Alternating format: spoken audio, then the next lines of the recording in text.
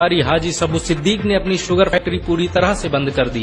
ये फैक्ट्री इतनी बड़ी थी कि इसके जरिए बनाई गई शुगर पूरे इंग्लैंड में इस्तेमाल की जाती थी। बहुत कम लोग जानते हैं कि बाटा कंपनी भी मुसलमानों की थी, जिसे असहयोग आंदोलन के दौरान एक अंग्रेज ने खरीद लिया था। आपको ये जानकर शायद हैरानी हो कि भगत सिंह का केस लड़ने वाला शख्स भी एक मुसलमान था। बैरिस्टर आसिफ अली ने भगत सिंह का केस तब लड़ा जब कोई भी भगत सिंह का साथ देने को तैयार नहीं था। इंकलाब जिंदाबाद का नारा देने वाले हजरत मोहानी भी एक मुसलमान थे। उन्होंने ही भारत की आजादी की रूपरेखा तैयार की थी। इतिहासकारों के मुताबिक 1857 में होने वाले विद्रोह में 50,000 उलमाओं को फांसी दी गई और लाखों मुसलमान सरेआम कत्ल कर दिए गए। 1857 में दिल्ली से लेकर कलकत्ता की रोड पर ऐसा कोई पेड़ नहीं था जिस पर मुस्लिम उलमाओं की लाशें न टंगी हो। मुसलमानों ने ही भारत की आजादी के लिए पहली जंग लड़ी। मैसूर के सुल्तान हैदर अली और उसके बेटी टीपू भारत की आजादी के लिए शहीद होने वाले पहले शासक थे।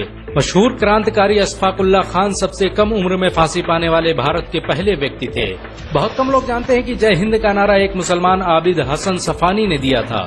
ये नारा आज भी भारतीय सेना और शासकीय प्रणाली में सम्मान स्वरूप इस्तेमाल किया जाता है। तिरंगे का निर्माण करने वाली सुरैया तैयब जी भी एक मुसलमान थी। उन्होंने ही भारत के राष्ट्रीय ध्वज को वर्तमान रूप दिया था।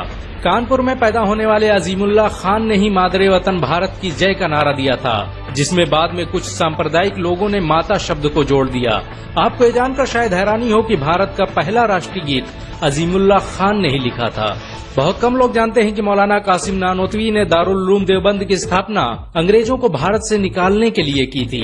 इस मदरसे का मकसद देश में ऐसे नौजवानों को पैदा करना था जो भारत की आजादी में योगदान दे सकें।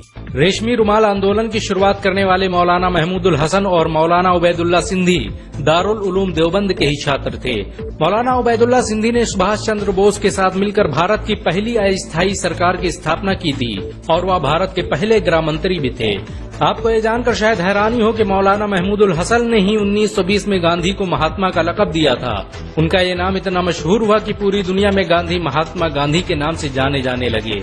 महमूदुल हसन ने ही हकीम अजमल खान के साथ मिलकर 1920 में जामिया मिलिया इस्लामिया यूनिवर्सिटी की स्थापना की थी, ताकि भारतीय शिक्षा तंत्र को अंग्रेजों के चंगुल से आजाद करवाया जा सके। आपको ये जानकर शायद हैरानी हो कि काला पानी जैसी दर्दनाक सजाओं को पाने वाले 90% से अधिक लोग मुसलमान थे। अंडमान निकोबार में आज भी सबसे ज्यादा कब्रें मुसलमानों की हैं। मुसलमानों के अलावा दूसरे लोगों ने काला पानी से बचने के लिए न सिर्फ माफीनामे लिखे बल्कि अंग्रेजों की मुखबिरी भी की।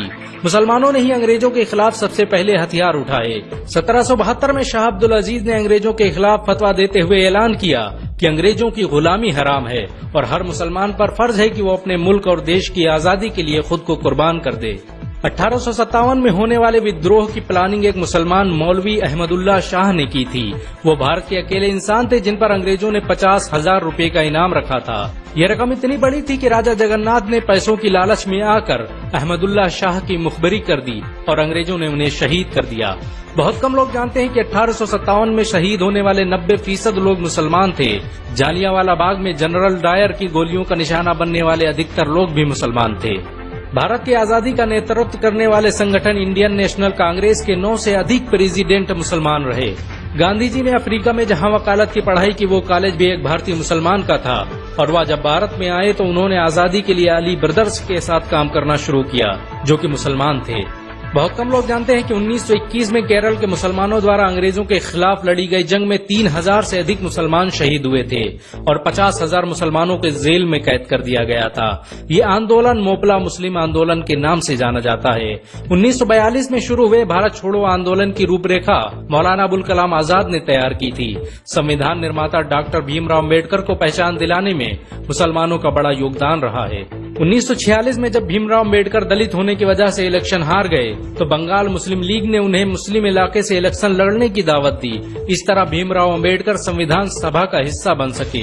अगर मुसलमान भीमराव अम्बेडकर को इलेक्शन न जिताते तो उन्हें कभी भारत के संविधान को लिखने का मौका न मिलता। भारत की आजादी के लिए सबसे ज्यादा लेख, शायरी, गीत और किताबें मुसलमानों ने ही लिखी। अल्लामा इकबाल के जरिए लिखा गया सारे जहां से अच्छा आज पूरे भारत में गाया जाता है। आपको ये जानकर शायद हैरानी होगी कि देश के लिए शहीद होने वाला पहला पत्रकार मौलाना मीर बाकर एक मुसलमान था। भारत की आजादी के लिए मुस्लिम राजाओं और महाराजाओं ने अपने खजाने खोल दिए। कोलकाता के हाजी उस्मान सईद ने अपना सब कुछ भारत की आजादी के लिए कुर्बान कर दिया। हाजी उस्मान की अमीरी का अंदाजा इसी बात से लगाया जा सकता है कि 1920 तक कोलकाता में बनने वाला हर स्कूल और हर बड़ी बिल्डिंग उन्हीं की थी। कोलकाता के पहले सुपर स्टोर कैश बाजार की बुनियाद हाजी सईद ने ही रखी थी, लेकिन बाद में उन्होंने अपनी सारी दौलत देश को दान कर दी और खुद एक किराए के घर में रहने लगे।